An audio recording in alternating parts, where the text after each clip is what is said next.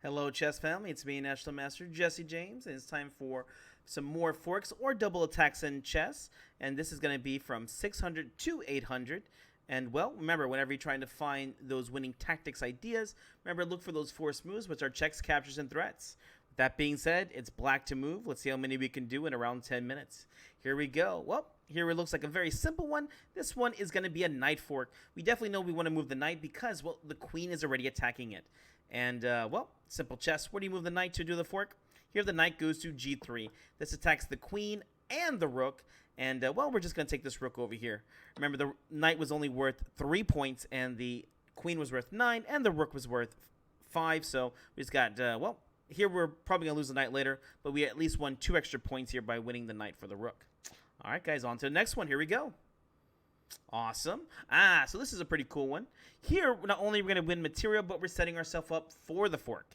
Here we see after white played rook to e1, we're going to go ahead and play bishop takes. But that's actually not the end of the tactic here. After bishop takes rook, the rook takes back, and now we get the fork. This is a clearance sacrifice, or actually just a clearance.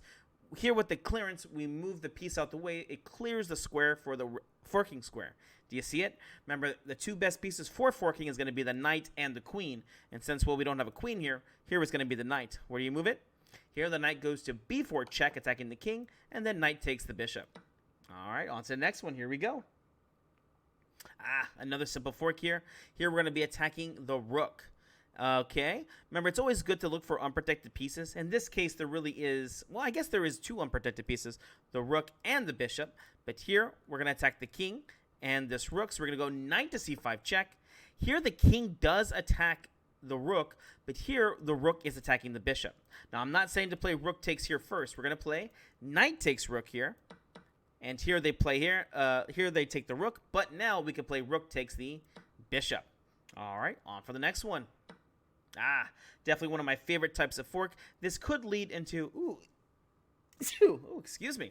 This could lead over into the Philidor's Legacy, which is the queen and knight checkmate. This is a very, very well-known checkmating pattern. So what's the move here? Here we get to play queen to b6 check. They block with the pawn. We're just going to take with the queen, of course, because we want to maintain the checks. So queen takes on c5. And here, yep, we're going to go ahead and get that pattern. Here we get to play knight to f2 check, forking the queen and the king. And here we actually get to do the force mate pattern after king to g1. As far as it goes for the 600 to 800 tactic, it's already done. Here we know we can at least win the queen. But we could have done Philidor's Legacy, which was after king g1, knight h3 double check, king back to h1, queen g1 check, the rook has to take, and then the knight goes to f2 for mate. Gosh, I feel like Nakamura over here with all these arrows being drawn. All right, here we are. On to the next one. Oh, very cool. Black played bishop d6, blocking because the bishop was developed to attack the queen. But here we have a nice fork here attacking the queen and the bishop. Again, one of my favorite forking pieces. What was the move? Hopefully you found it.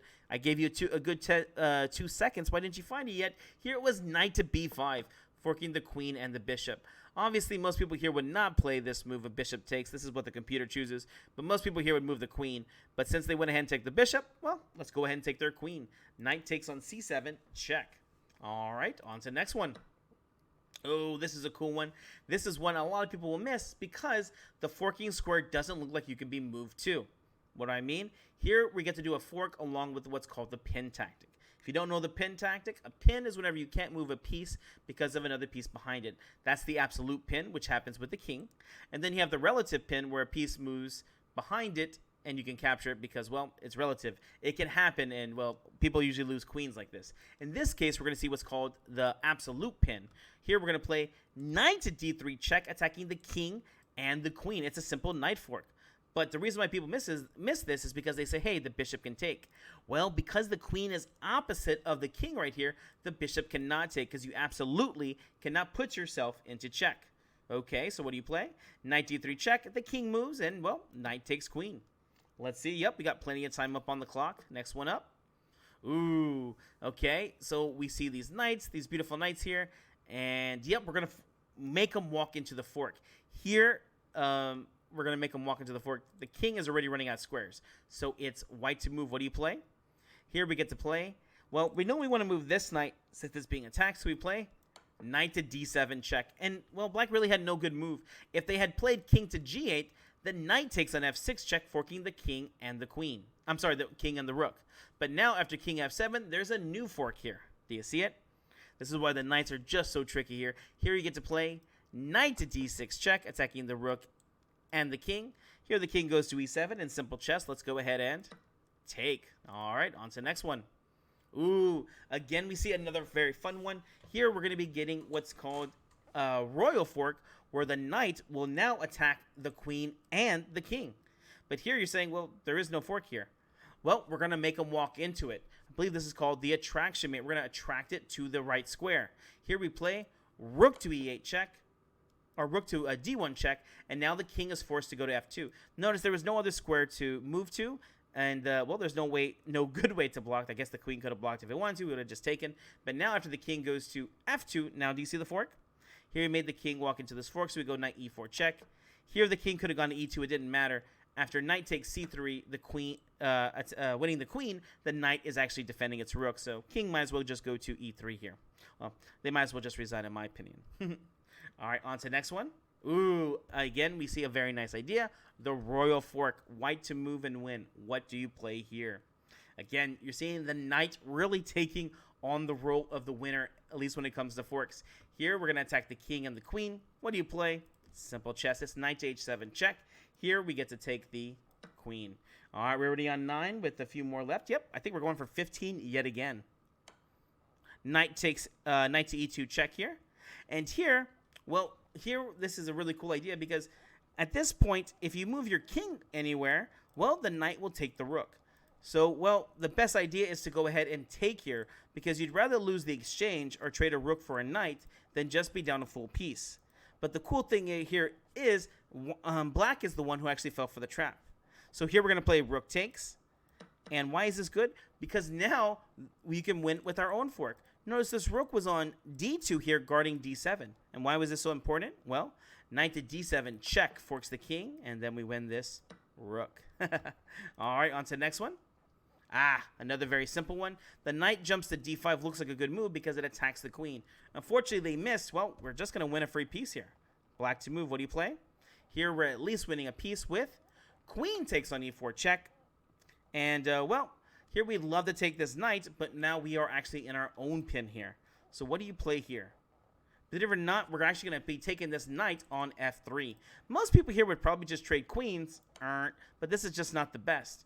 Yes, you're not going to be losing any material because I know you're worried about knight takes c7 check, but here we're going to play bishop takes on f3. Here they're going to trade queens because that's just the best they have. Bishop takes the queen, and yes, after knight takes c7 check, we can play king d7 to attack the knight, and then after knight takes rook, we can take their rook, plus this knight is actually going to be trapped in the corner, so later on we are going to be able to win it. All right, on to the next one. Oh, awesome. This is one of the beginner chess tactics, or beginner forks that you will see in a lot of games, because, well, it's called don't move the f-pawn tactic. And here, what do you play? Here we get to go queen h4 check. They play the pawn up because if they didn't, king e2 is going to lead to very bad positions. And now we see when the pawn got moved up, this rook is now left unprotected. So what do you play? Here we get to play it. Queen takes on e4 check, attacking the king and attacking this rook. All right, we're going to go ahead and take. All right, on to the next one. Undefended bishop. Why are these so simple? Did you find it yet? Remember, checks, captures, and threats. What do you play here? Remember, you should be looking at moving this knight as this knight is actually being attacked. And here the move is knight f3 check, attacking the king, and then knight takes bishop. On to the next one. Here we go. We got two more over here. And, ooh, I see two unprotected knights. So what's the move here? I believe the move is going to be, yep, queen to d5 right here. Oh, I got it wrong. Uh-oh. So what was the move here? Oh, of course, simple chess. Queen d5 looks like a good move, but black could play bishop e6, defending both knights right here. Of course, I found the wrong move. Remember, guys, always follow that rule. Whenever you're looking for those moves, look for the force move. Checks. Checks should always be the rule. Here, I saw the undefended knight, and I got lazy, and I played queen to d5. I saw after bishop e6, I could take on b7, and I said, well, I'll just be winning here, because after this, I can play queen c6. Here, keep it simple, guys. Here we get to play queen to b5 check, pawn blocks, and then queen takes knight. All right, on for our last one over here. Rook takes on c5. I see unprotected knight. I see unprotected rook. Lots of good moves here. And, well, I think it's going to be this unprotected knight that's going to win it for us. Yes, I'm pretty sure it is. Here, I believe it's going to be queen to h4 check. And here, the knight has nothing better to do than to block because, well, I think if the king goes over to e2, I think we have queen e4 here for checkmate. But since the knight blocks, now we just have checkmate and 1 here. What do you play? Here we go. Queen takes on f2. Check and mate as the rook is just protecting. All right, guys. Hope you enjoyed this. We'll see you in the next video.